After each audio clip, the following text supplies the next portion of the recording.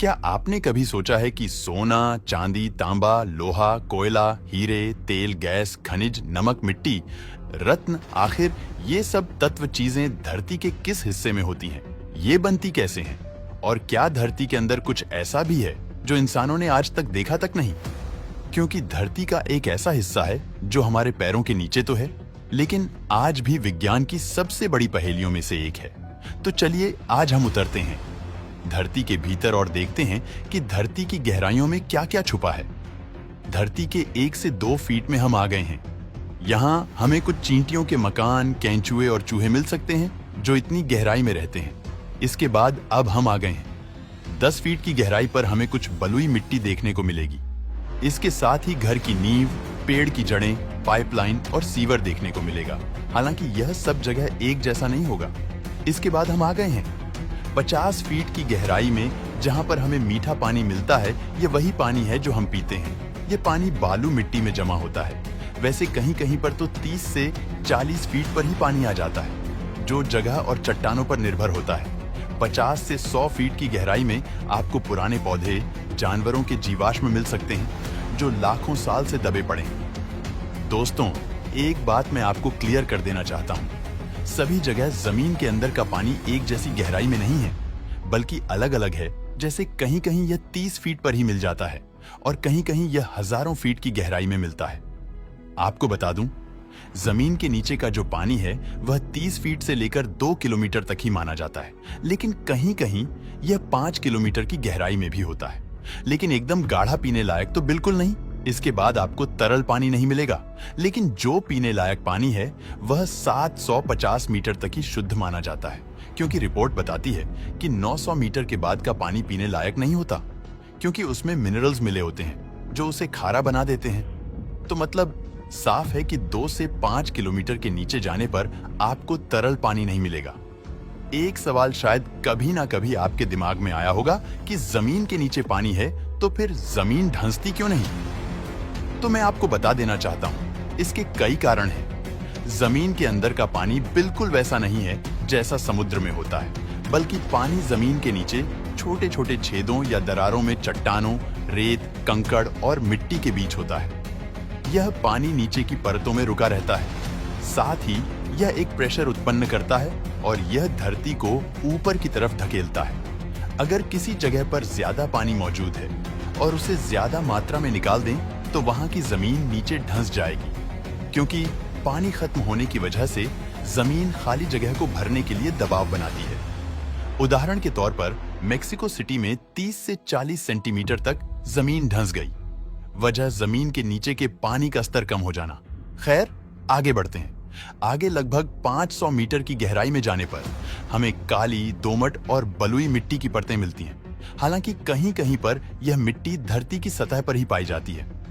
कारण tectonic plate, भूकंप और ज्वालामुखी से ऊपर आना, लगभग 800 मीटर की गहराई में हमें चूना और जिप्सम की परत मिलेगी। इसके बाद 1 किलोमीटर की गहराई में जाने पर हमें कुछ छोटे बैक्टीरिया और जीवाणु मिलेंगे जो इतनी गहराई में भी पनप रहे होते हैं। 1 से 5 किलोमीटर की गहराई तक आने पर हमें कुछ चट्टानें देखने को मिलती हैं, जैसे शेल, सैंडस्टोन और लाइमस्टोन। शेल चट्टानों का उपयोग सीमेंट और टाइल बनाने में किया जाता है। सैंडस्टोन का उपयोग निर्माण और मूर्तियों के लिए किया जाता है। इसके बाद आता है लाइमस्टोन, जिसका उपयोग सीमेंट, चूना और कंक्रीट बनाने में किया जाता है। 1 से 5 किलोमीटर की ही गहराई में तेल और गैस का भंडार होता है। हालांकि समुद्र में यह ज्यादा पाया जाता है, क्योंकि समुद्र की औसत गहराई 3 से 4 किलोमीटर ही होती है। जो जीव लाखों करोड़ों साल पहले मरे होते हैं, उन्हीं से गैस और तेल बनते हैं। इतनी ही गहराई में कोयला भी पाया जाता है। कोयला अक्सर पठारी क्षेत्रों में होता है, जहां का पानी का स्तर बहुत नीचे होता है, क्योंकि पानी में कोयला निकालना सबसे बड़ी समस्या है।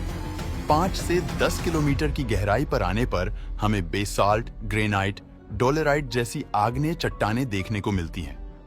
बेसाल्ट का उपयोग सड़क बनाने के लिए किया जाता है और ग्रेनाइट का उपयोग मजबूती वाले घरों के लिए किया जाता है, जबकि डोलेराइट का उपयोग रेल मार्ग की पटरियों के लिए किया जाता है। 10 से 20 किलोमीटर की गहराई में आने पर हमें 300 डिग्री सेल्सियस तक का तापमान देखने को मिलता है। इसी गहराई में खनिजों का बड़े पैमाने पर निर्माण होता है, जैसे सोना, तांबा, लोहा और जस्ता।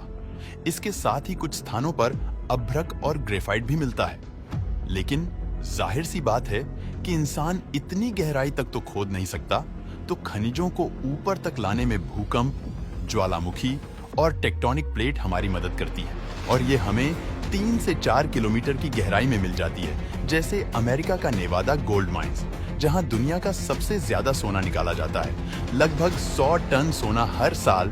जब हम 20 से 35 किलोमीटर की गहराई में जाते हैं तो यहाँ पर तापमान लगभग 500 से 700 डिग्री सेल्सियस तक हो जाता है। इतनी गहराई में कायनाइट जैसे पत्थर बनते हैं, जिनका उपयोग गहनों में किया जाता है। 35 से 50 किलोमीटर की गहराई में जाने पर हमें 600 से लेकर 1000 डिग्री सेल्सियस तक का तापमान देखने को मिलता है। इतनी गहराई में लोहे और मैग्नीशियम जैसे तत्वों की भरमार होती है, क्योंकि यहाँ की चट्टानें गाढ़ी होती हैं। यह 50 किलोमीटर का जो क्षेत्र है वह क्रस्ट और मैंटल परत के बीच की दूरी है, जिसे हम मोहो डिस्क कहते हैं। 70 किलोमीटर की गहराई में जाने पर हमें एक और परत दिखाई देगी, जिसे हम मैंटल कहते हैं, और यहीं से ज्वालामुखियों का क्षेत्र आता है। अब हम 70 किलोमीटर नीचे आ चुके हैं और क्रस्ट की परत खत्म हो चुकी है। अब हम मैंटल वाली परत में सफर करेंगे, जो करीब 2900 किलोमीटर जितनी मोटी है। यह परत धरती की सबसे मोटी परत है। यहाँ का तापमान 1000 डिग्री सेल्सियस होता है। 100 किलोमीटर की गहराई में आने पर हमें प्लेट टेक्टोनिक देखने को मिलेगी, जो अलग अलग दिखाई देंगी। आगे लगभग 450 किलोमीटर की गहराई में जाने पर तापमान लगभग 1600 डिग्री सेल्सियस तक हो जाता है। कुछ वैज्ञानिकों का अनुमान है इस जगह पानी का एक विशाल भंडार मौजूद है। शोध के अनुसार पूरे धरती के समुद्र के पानी से भी ज्यादा पानी यहाँ मौजूद हो सकता है, लेकिन यह पानी तरल नहीं बल्कि खनिजों में बंधा हुआ होता है, जिसे रिंगवुडाइट कहते हैं। 1000 किलोमीटर नीचे आने पर यहाँ न कोई पदार्थ ठोस और न ही तरल अवस्था में होता है, बल्कि जैसे एक ठोस प्लास्टिक होती है वैसा होता है। यह बहुत धीमी गति से बहती है, और यहीं से भूकंप, ज्वालामुखी और टेक्टोनिक प्लेट सरकने जैसी गतिविधि का निर्माण होता है। यहाँ का तापमान 1822 डिग्री सेल्सियस तक होता है। 2000 किलोमीटर नीचे आने पर हमें 3500 डिग्री सेल्सियस तक का तापमान देखने को मिलेगा। यह हिस्सा भी बिल्कुल आधी ठोस प्लास्टिक की तरह होगा, जो धीरे धीरे बहता है। अब हम आ गए हैं 4000 किलोमीटर नीचे, और हम पहुंच गए हैं धरती के आउटर कोर में, जो लगभग 2200 किलोमीटर मोटी है। यह परत आपको पूरी तरह से पिघला हुआ मिलेगा, जैसे लावा पिघलता है। यहाँ का तापमान 4000 से 5000 डिग्री सेल्सियस तक होता है। यह पिघला हुआ लोहा और निकल होता है, जो पानी की तरह बहता है। इसी बहाव के कारण धरती के मैग्नेटिक फील्ड का निर्माण होता है। यह वही मैग्नेटिक फील्ड है जो हमें सूर्य के खतरनाक चार्ज्ड पार्टिकल्स से बचाता है।